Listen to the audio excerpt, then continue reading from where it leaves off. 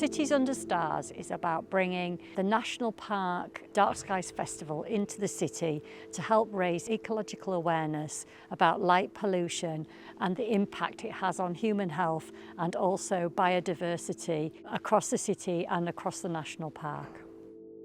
We are increasingly becoming aware that light pollution causes harm to both human health and biodiversity, and nighttime nocturnal animals such as owls, hedgehogs, bats, etc., all of which we have on our beautiful campus at York St John.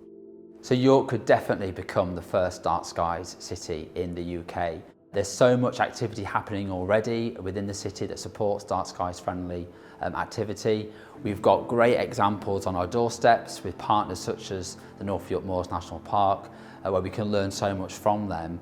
I think our landscape, our urban and historic environment really lends itself to becoming dark skies friendly. But before we could even do that, we had to think about our own campus and how we might be a demonstration project in the city to improve and take a better approach towards responsible lighting.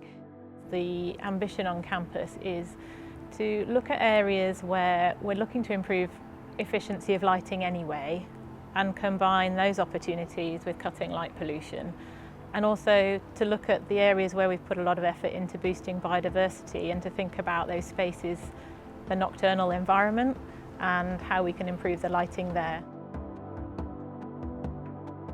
On campus, we've been conducting some nocturnal biodiversity surveys, specifically looking at bats, and we're doing this to look at the impacts of artificial lighting in various campus spaces. So light pollution is absolutely massive for moths. Moths will engage with light, so they will fly towards light sources over food, over breeding, over avoiding predators. All of those behaviours were overridden by a powerful enough light source.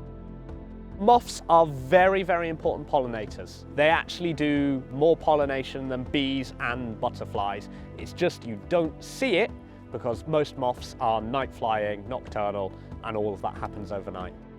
Another thing that is also very important for us to consider is how people feel on campus in terms of safety. This isn't about plunging the city or indeed the campus into darkness. This is about how we use the right light at the right place in the right time. I definitely think to feel safe on campus you need to have lights around, but I think that they need to be censored lights and ideally timed so that people who are walking past them will feel safe in the light, but they're not disrupting the wildlife the rest of the time.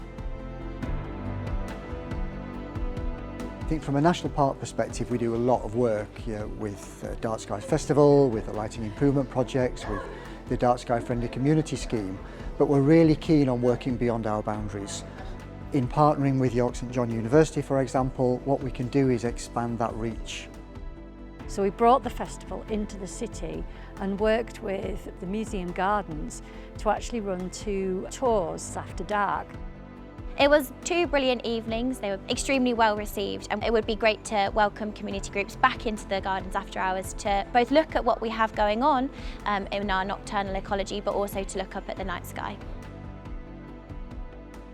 I've just completed my Masters by Research at York St John University, and I've been looking at how dark sky engagement can contribute to people's well-being. What I've found is that engaging with dark skies can evoke curiosity and imagination. It can really promote positive emotions in people like sense of wonder and awe, amazement looking at the night sky, and these are key drivers for happiness.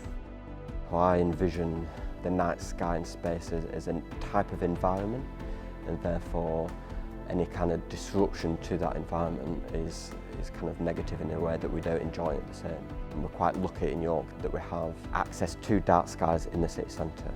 Light pollution is a problem, but it depends where you are, and I think York's one of the only cities that's actually trying to do something about light pollution, which will hopefully then mean that we can see the sky from more and more places within the city centre.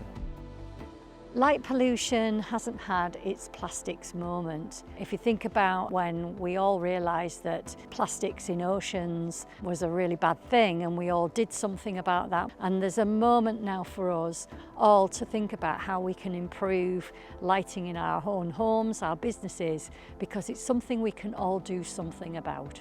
If we can do it, then we're demonstrating to other organisations in the city that it's possible for them to do that also.